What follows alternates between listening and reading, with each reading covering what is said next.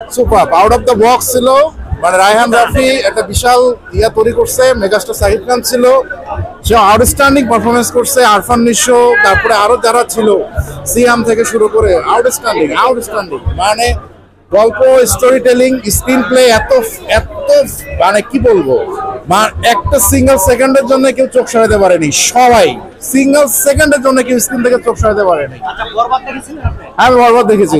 বরবাদের তাণ্ডবের ভিত্তিতে কাকে এগিয়ে রাখবেন? Tandov much better rather than Borbat, I think. Sakib Khan was super. He's a mega star now.